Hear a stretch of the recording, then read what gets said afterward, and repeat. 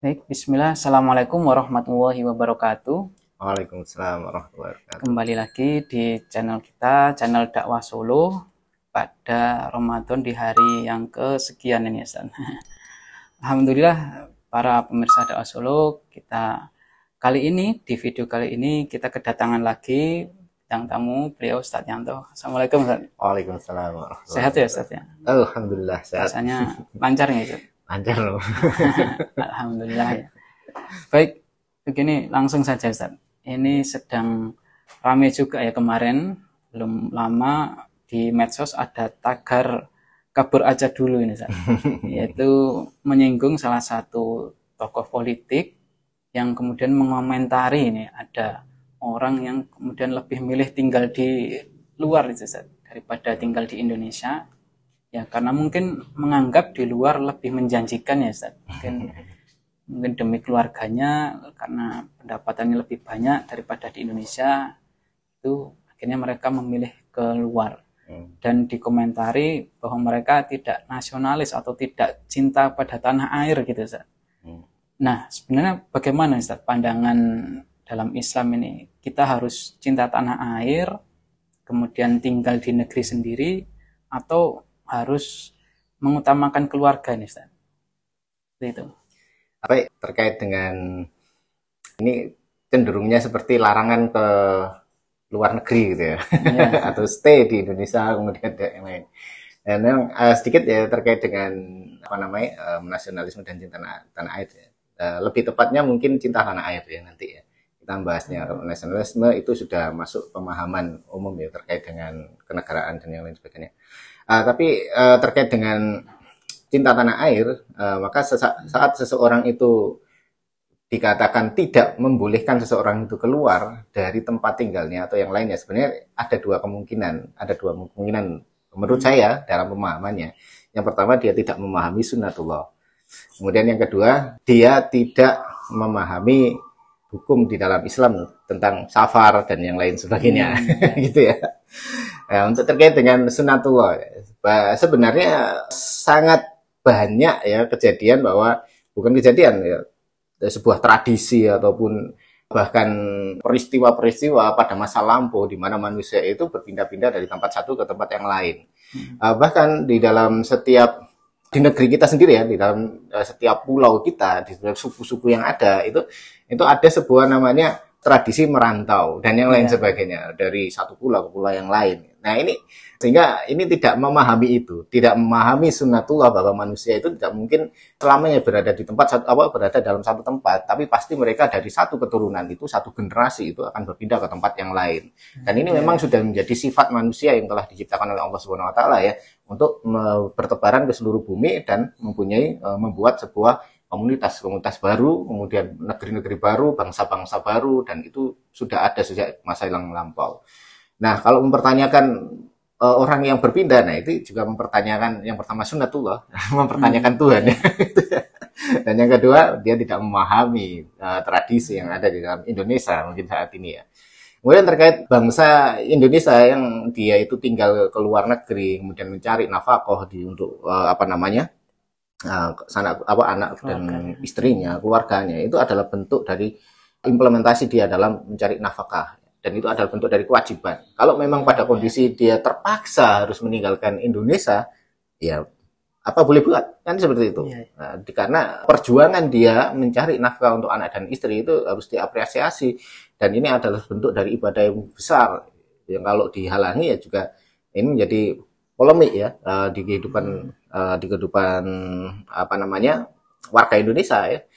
Yang menjadi perlu perhatian ya, mungkin kalau mengatakan seperti itu, melarang untuk keluar negeri, maka ya harus dibuat sebuah kondisi yang mengharuskan umat yang ada di Indonesia atau bangsa warga negara yang ada di Indonesia itu bisa mendapatkan pekerjaan dengan mudah kan gitu. Kita ketahui fakta yang ada di Indonesia sendiri di berbagai negeri itu kan seperti pendapatan UMK saja itu berbeda. Ada yang nominalnya sekitar 4 juta, ada yang cuma 2 juta, dan itu kan belum tentu bisa memenuhi kebutuhan dalam satu bulan. Kalau ke luar negeri bisa sampai belasan juta, puluhan juta, dan seperti itu.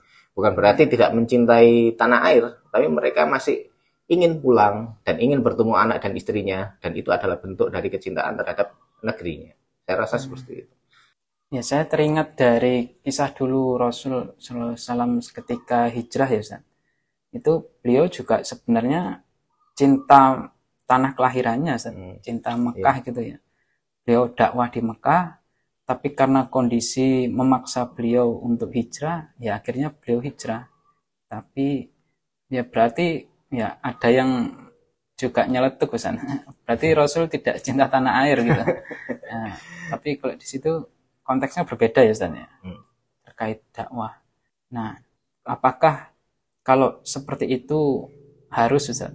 Jadi kondisi di mana kaum muslimin atau secara individu itu ada kalanya harus hijrah atau ada kalanya tetap Ustaz? Ya, memang ada polemik ya di beberapa pendapat terkait seseorang itu meninggalkan negerinya. Nah, karena sebagian melihat bahwa negeri ini banyak masalah ya, harus diselesaikan gitu kan, dan butuh warga negara yang punya kompetensi yang tinggi untuk menyelesaikan masalah-masalah yang ada di negeri ini kan gitu.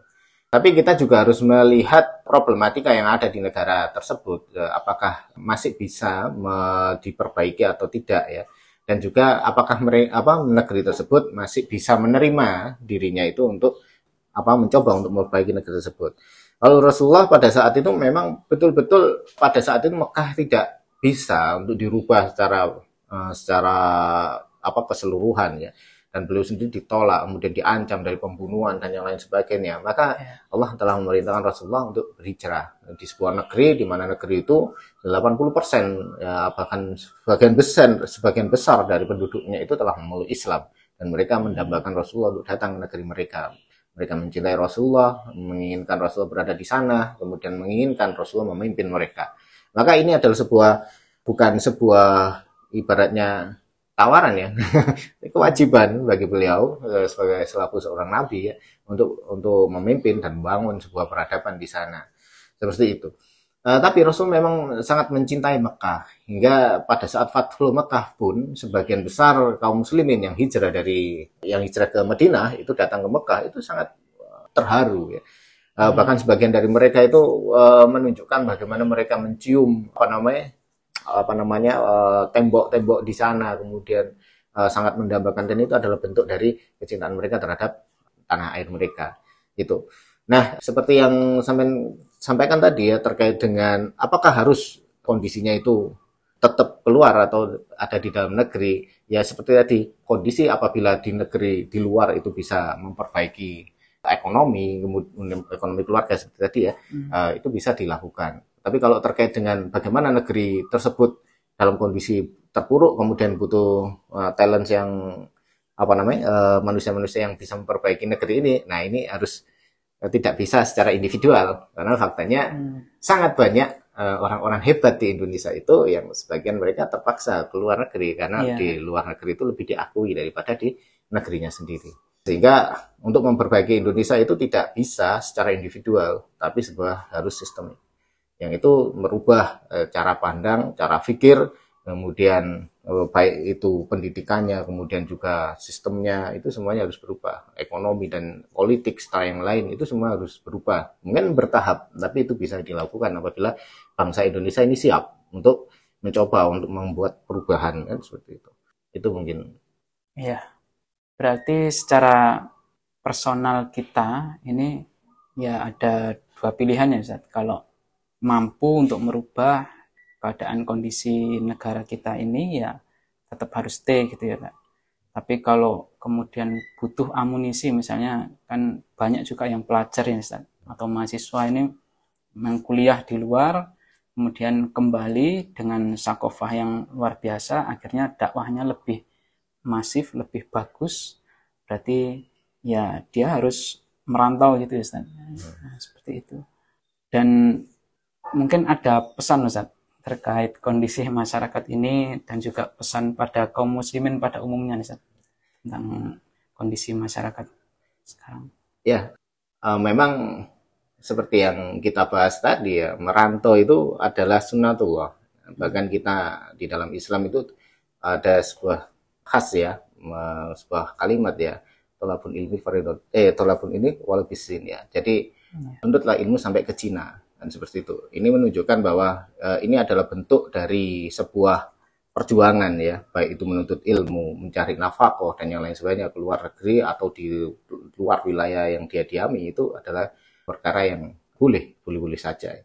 Kemudian terkait dengan bagaimana apakah kita bisa memberi kontribusi terhadap perubahan bangsa kita, ya kita juga harus berpikir rasional. Kalau secara individu mungkin pengaruh kita ya saat kita menimba ilmu di luar negeri, kemudian kita datang ke Indonesia, mungkin yang bisa kita rubah secara kondisi, pemikiran maupun standar dari perbuatan, yaitu adalah di keluarga kita.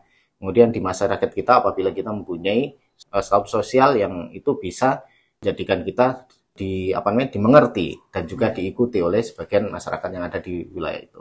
Tapi kalau kita ingin merubah bangsa ini, mengalami perubahan bangsa ini menjadi lebih baik, ya seperti yang pernah kita bahas ya, kita harus menstandarkan ya cara berpikir kita, metode berpikir kita, kemudian juga menstandarkan nilai-nilai kehidupan kita itu dengan standar Islam.